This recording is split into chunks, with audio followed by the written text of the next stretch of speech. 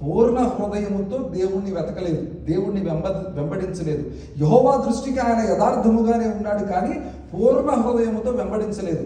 దానికి కారణం ఏంటి అంటే, అమజ్యా అన్ని విషయాలలో జాగ్రత్తగా ఉన్నాడు. అన్ని విషయాలలో జాగ్రత్తగా ఉన్నాడు. మొదటిది, ధర్మశాస్త్రపు మాటలను తూచా తప్పక పాటించారు. ఎక్కడుందండి అనంటే, ఆ పైన 4వ వచనం ఆఖరి భాగం 5వ అధ్యాయం పైన చదువుతాం చూడండి. 4వ వచనం మొత్తం చదువుతాం చూడండి. అయితే తండ్రుల పిల్లల కొరకును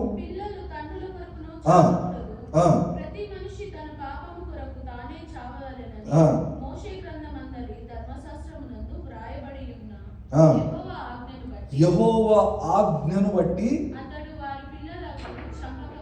దేవునికి స్తోత్రం కలుగును గాక. హల్లెలూయా. అంటే అమజ్యాకు ధర్మశాస్త్రమును గురించి చాలా అవగాహన కలిగి ధర్మశాస్త్రపు క్రియలను పాటించిన వాడై ఉన్నాడు. ఓకే, అది మొదటిది. ధర్మశాస్త్రాన్ని పాటించిన వ్యక్తి, అర్థం చేసుకున్న వ్యక్తి, దేవుని ఆజ్ఞలను కాదనక బ్రతికిన వ్యక్తి. అందుకని బహుశా యథార్థవంతుడు అని యెహోవా అన్నట్టున్నారు. రెండవ విషయం, అతడు ఇశ్రాయేలీయులలో కొంతమందిని ఏర్పరచుకొని యుద్ధానికి సిద్ధపడటానికి ఇష్టపడ్డాడు.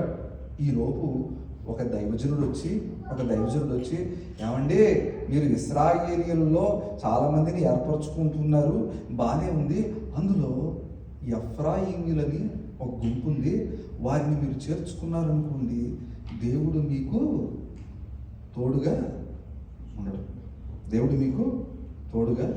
ఉండడు. కాబట్టి మీరు ఏం చేస్తారంటే వాళ్ళొక్కళ్ళని పక్కన పెట్టేసేయండి అని చెప్పగా, దైవజనుని మాట అతడు వినను. ఊరికే ఒక చిన్న మాట చదువుదాన్ని చూడండి.